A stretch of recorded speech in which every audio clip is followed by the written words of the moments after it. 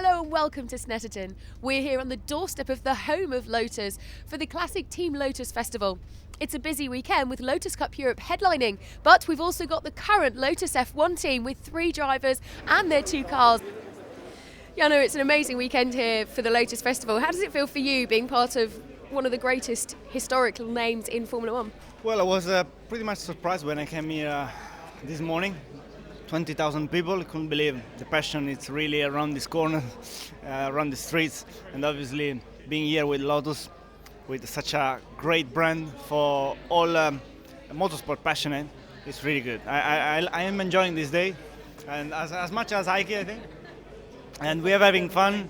We're eating burger, and we are talking and meeting people, and we are paying tribute to one of the best constructors in the world. Absolutely. I mean, I noticed you were having the burger actually since you mentioned it. That's not the food of a Formula One driver, is it? Well, it's down to the team. It's their fault. We have nothing else to eat. They're not looking after you very well then? At the moment, no. But it's okay. For a special day like this, it's okay. It's great to see a lot of fans.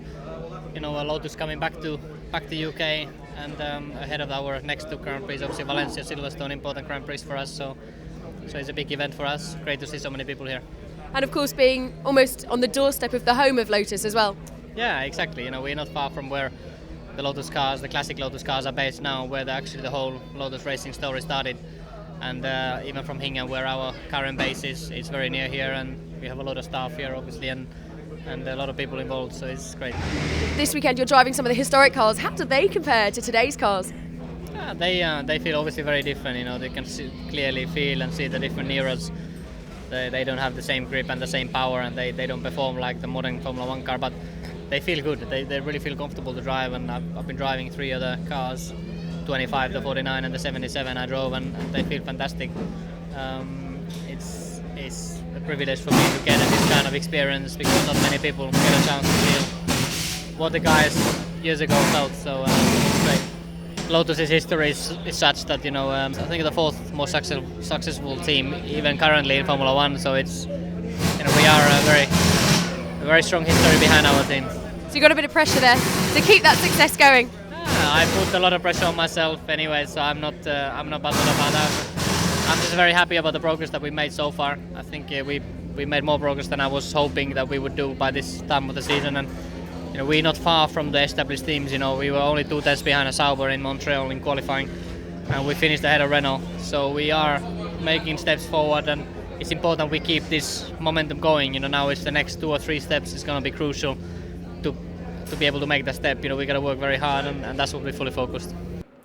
There are drivers here from all over Europe, and 2 of them have never even been to the UK before. Jose, how are you finding the UK? It's my first time in a competition here in England. The weather is a bit rainy, but the atmosphere is really great. Olivier, how are you finding the UK? The UK is great. I've been living in many different countries, and I have a Belgian team taking care of my car, and I'm living in Spain, and I'm French, so it's quite a lot of nationalities, and UK is a nice country. A little bit about the weather, but apart from that, it's fine, yeah. And in terms of the racing, is it very different racing over here? No, not really. It's just that I don't know the track, so it's first time here. But apart from that, the race ambience and everything is fine. Yeah. You're enjoying it? Yeah, sure. It's a great time, yeah. Earlier this year, The Sun ran a competition to win a day's racing in this car, which is number 2 car, a very famous car, and Matt Johnson is our winner. Matt, competition winner, and now your first race. How are you feeling? Never raced, only track experiences, track day, and some tuition from the Lotus on track guys. So basically just a few hours on track up until today? Few hours on track, and the session I just had was the first time in damp track and rain, which was pretty treacherous. Ian, as you know, part of Matt Johnson's prize this weekend from the competition he entered with The Sun was his ARDS training and everything provided through MSV, is that right? Yes, we took him as a complete novice, and he went through a training course. We have various levels of training course, and he went through that, as I understand it, and then took his test with us, and here he is racing today. It's pretty incredible. What experience does somebody have to then go through that training? Well, you don't really. You can take somebody who's never done anything before. I think there is a certain amount of people who have a natural ability, but then people like me just learn how to do it. I had no natural ability. most people these days, they start with track days, and that's what we suggest. You do half a dozen track days so you understand what track driving is about, because it's very different to road driving. And then do a course with us, with MSV. We'll get you bang up to pace, and then go through the yards test. No pressure, but it's a fairly big grid that you're looking at here, and a lot of experienced drivers. Pack grid, and particularly in the Lotus Cup Europe race, there's some quick cars in there as well. I have to keep an eye on my rear view mirrors. Well, we wish you the best of luck. In front of a very big crowd here at Snetterton this weekend, the cars making their way up onto the grid for the first of 2 Lotus Cup Europe races, with Gavin Kirby and John Walker on the front row, Tom Chataway and Scott Cruikshank row 2, Mark Goodey and Gregory Rassa on the 3rd row of the grid.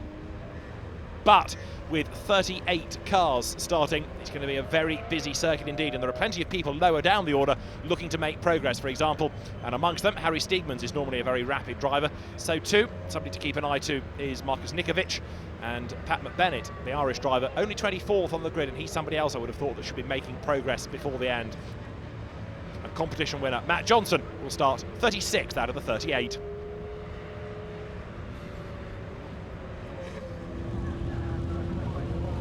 First Lotus Cup Europe race of the weekend is about to get underway, and the top 5 211s are so close in performance. We're expecting a real battle. Gavin Kirby is our poleman, but will he retain pole till the end of the race? Let's go racing.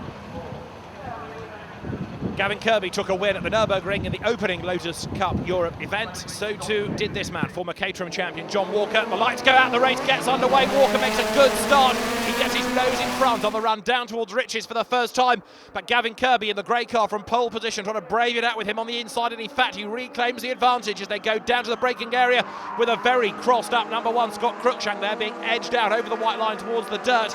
The car got all leery, he's managed to hang on to it, and he's bagged 2nd place in the process. Really good recovery that. On board now with Philippe Loup in the Bossier competition car as he turns his way from Sear onto the Revit straight and loses out there, because charging round the outside of him is the next of the 211s. Christophe Lissandre that was, who was in great form at the Nürburgring, had to do a huge amount of overtaking after poor qualifying efforts, but Lissandre here going really well as down towards the S's. The race leader, Gavin Kirby, and of course the Brits have got a certain amount of track knowledge here, by way of an advantage over the European opposition, who don't come to Snetterton all that regularly. Tom Chataway from 3rd on the grid, down in 4th at the moment with work to do as the cars accelerate their way through the bomb hole up towards Coram Curve for the first time, and Gavin Kirby having to work really hard now. He's got Scott Cruikshank right up behind him as they turn through the fast right-hander, but Cruikshank looking for a way through. He's on the inside line there. It doesn't quite pay off, or does it? Yes, it does. Gavin Kirby is forced to leave the door open for him, and Cruikshank comes through now to take the advantage. End of lap 1, new race leader, Scott Cruikshank it is, who hits the front. Down to 2nd is Kirby then as they sprint up over the line. Walker is 3rd, Chataway 4th, Mark Goodey is 5th, but Gavin Kirby straight away fights back as they come over the line.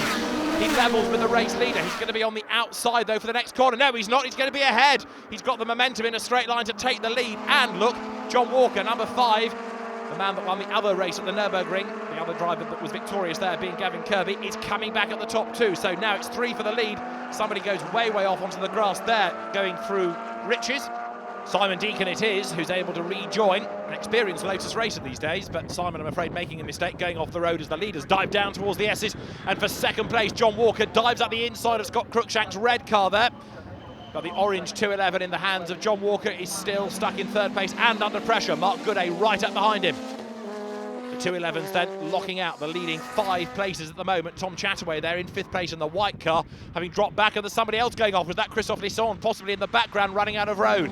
It was a top 6 lockout indeed for the 211 model, but 1 has just gone rally crossing, and that's going to change the order behind.